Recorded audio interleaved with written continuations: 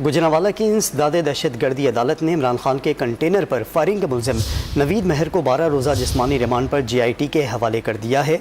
आज जो पेशी पर समाअत हुई, अदालत ने उस पर जो कार्रवाई की उसे जिस्मानी रिमांड पर हवाले किया गया JIT के। इस पर मजीद जानते हैं डॉन न्यूज़ के नुमाइंदे इकबाल मिर्ज़ा से। इकबाल मिर्ज़ा, बताइएगा अदालत की जानिब से आज क्या कार्रवाई हुई, क्या समाअत में कार्रवाई हुई? जी, ये वजीराबाद में चेयरमैन तहरीक इंसाफ इमरान खान के कंटेनर पर फायरिंग के केस में मरकजी मुलजम नवीद महर को इंसदाद दहशतगर्दी की खसूसी अदालत में पेश किया गया।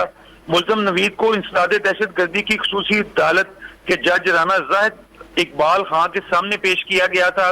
पेशी के मौका पर JIT के अफसरान समेत एडिशनल IG इसानुल्लाह चौहान और SP मलक तारिक भी शामिल थे। पुलिस की तरफ से मुलजम के 30 रोजा जिस्मानी रिमांड की इस्तदा की गई थी।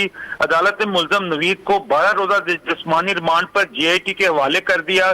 मुलजम नवीद को 29 नवंबर को दोबारा इंसदाद दहशतगर्दी की अदालत में पेश किया जाएगा। मुलजम नवीद को 3 नवंबर को जय वकुआ से गिरफ्तार किया गया था।